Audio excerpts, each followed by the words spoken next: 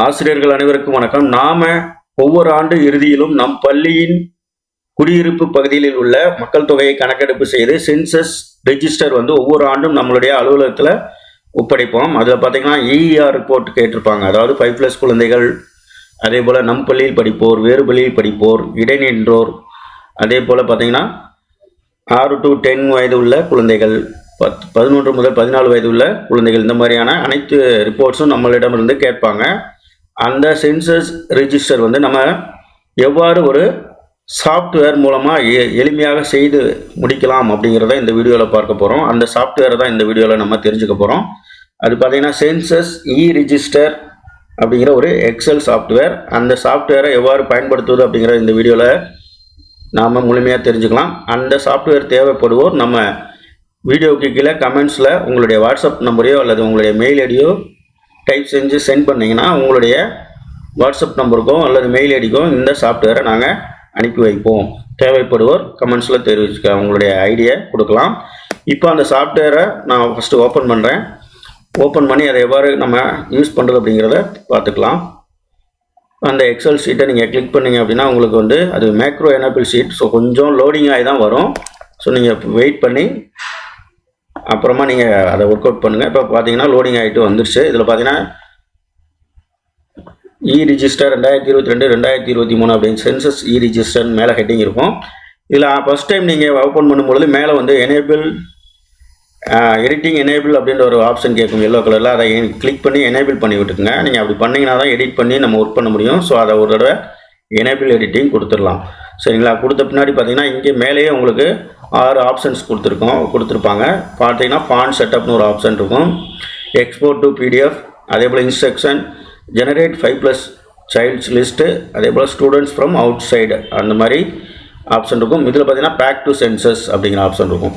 First நீங்கள் open பண்ண உடனே பார்த்தீங்கன்னா இன்ஸ்ட்ரக்ஷனில் போய் கிளிக் பண்ணுங்கள். கிளிக் பண்ணிங்கன்னா அதில் இருக்கக்கூடிய இன்ஸ்ட்ரக்ஷனை ஒவ்வொன்றா நீங்கள் ரீட் பண்ணிட்டீங்கன்னா உங்களுக்கு அந்த டீட்டெயில்ஸை எவ்வாறு நீங்கள் இதை பயன்படுத்துறது அப்படிங்கிறத முழுமையாக தெரிஞ்சுக்க முடியும். சரிங்களா? நீங்கள் இந்த சென்சஸை அழகாக டைப் செய்து உங்களுடைய சென்சஸ் ஏரியாவில் இருக்கக்கூடிய மக்கள் தொகையை ஒரு முறை நீங்கள் டைப் செஞ்சீங்கன்னா போதும்.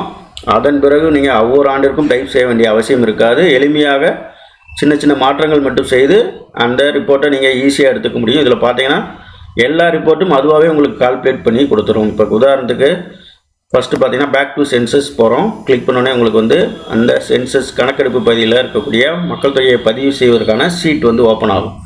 இப்போ பார்த்தீங்கன்னா இந்த கிளிக் பண்ணோன்னே உங்களுக்கு கேபிடேஷன் 1 பதிவு செய்யக்கூடிய சீட் ஓப்பன் ஆகும். இதில் அந்த கேபிடேஷன் நேமை டைப் பண்ணிக்கோங்க. உங்களுடைய மாவட்டம், ஒன்றியம், ஸ்கூல் நேம், ஊர், இதை நீங்கள் டைப் பண்ணிக்கலாம். வார்டு எண் இருந்தால் அதையும் டைப் பண்ணிக்கலாம்.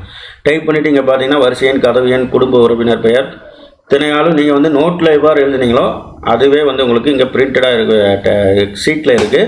ஸோ அதே போல் நீங்கள் பெயர், தலைவர், குடும்ப உறவு முறையில் தலைவராக இதை கிளிக் பண்ணிங்கன்னா டவுன் ஆரோ ஓப்பன் ஆகும். இதில் அவங்களுடைய உறவு முறை எதுவோ அதை செலக்ட் பண்ணிக்கலாம். சரிங்களா? இதுக்கு இப்படி ஆரோ கிளிக் பண்ணிங்கன்னா வரும். அதே போல் வயது நீங்கள் என்டர் பண்ணிக்கோங்க.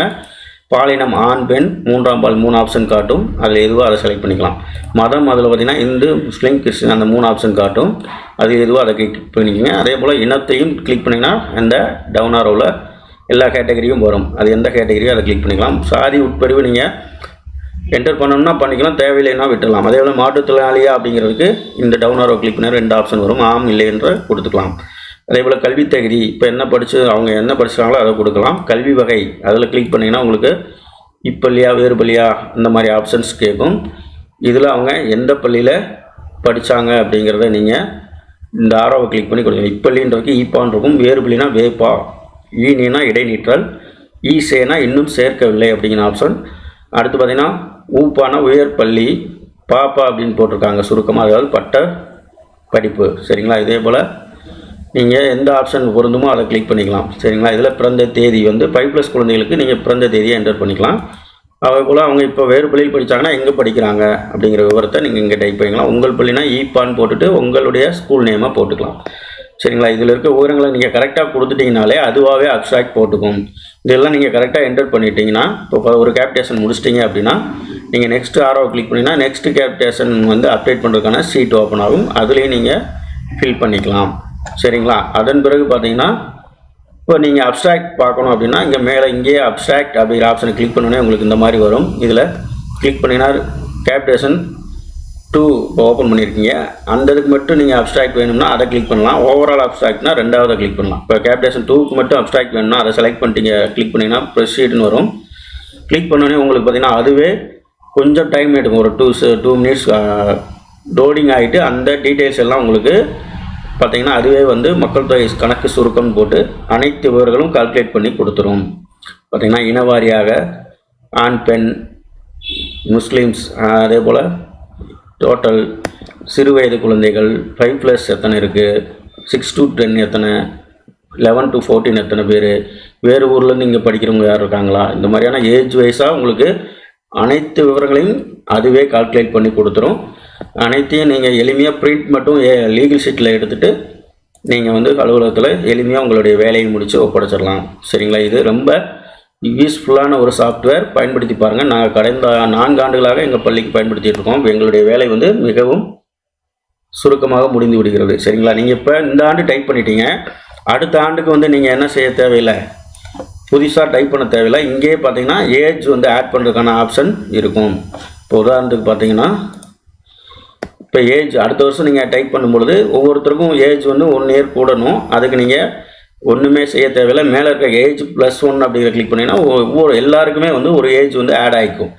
இப்போ ஏஜ் வந்து தப்பாக போட்டுட்டோம், மைனஸ் பண்ணோம்னா ஏஜ் -1ங்கிறத கிளிக் பண்ணிங்கன்னா ஒரு ஏஜ் வந்து 1 இயர் வந்து குறைச்சி காட்டும். ஸோ இதே போல் நீங்கள் ஒவ்வொரு ஆண்டும் எளிமையாக பெயர்கள் மட்டும், இப்போ உதாரணத்துக்கு இந்த ஒரு பெயர் வந்து அவங்க இறந்துட்டாங்க இல்லை வேறு ஊருக்கு போயிட்டாங்கன்னா அதை ஈஸியாக வந்து டெலீட் பண்ணிக்கலாங்க. டெலீட் ரோன்றது அதுக்கு நேராக கிளிக் பண்ணிட்டு டெலீட் ரோன்றது ஆப்ஷனை கிளிக் பண்ணிங்கன்னா டெலீட் ஆயிரும். புதிதாக ஒரு குழந்தை பிறந்திருக்கு இல்லை ஒரு மாணவன் பெயரை குழந்தையின் பெயரை ஆட் பண்ணணும் அப்படின்னா இங்கே மேலே இருக்கக்கூடிய ஆட் ரோ கிளிக் பண்ணிங்கன்னா இங்கே வந்து ஒரு ரோ வந்து ஆட் ஆகும், எம்டி ரோ. இதில் வந்து அந்த பெயரை மட்டும் ஆட் பண்ணிக்கலாம். ஆட் பண்ணிவிட்டு அவங்க ஏஜ், அவங்க உறவு முறை இதை மட்டும் கொடுத்துட்டீங்க அப்படின்னா ஆட்டோமேட்டிக்காக நீங்கள் அப்ஸ்ட்ராக்ட் கிளிக் பண்ணோன்னே உங்களுக்கு வந்து அப்ஸ்ட்ராக்ட் வந்துடும்.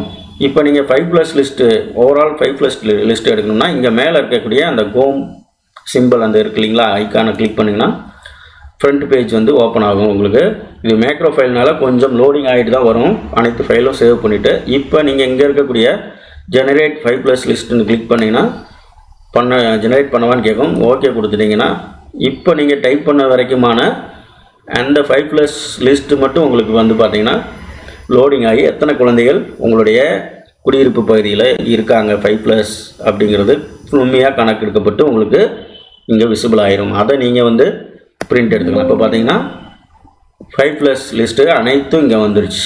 ஆண் பெண் எத்தனை அவங்களுடைய பிறந்த தேதி இங்கே டைப் பண்ணிங்கன்னா அனைத்தும் வந்துடும். ஸோ இந்த லிஸ்ட்டை அப்படியே நீங்கள் எளிமையாக வந்து பிரிண்ட் எடுத்துக்கலாம். இதை இப்போ கிளியர் பண்ணிவிட்டு பேக் டு சென்சஸ் கிளிக் பண்ணிங்கன்னா மறுபடியும் சென்சஸ் ஏரியாவுக்கு வந்துடும். ஸோ இந்த இன்ஸ்ட்ரக்ஷனை நீங்கள் படிச்சிட்டிங்கனாலே முழுமையாக உங்களுக்கு தெரிஞ்சிடும். இந்த சாஃப்ட்வேரை வந்து பயன்படுத்தி பாருங்கள். கண்டிப்பாக உங்களுக்கு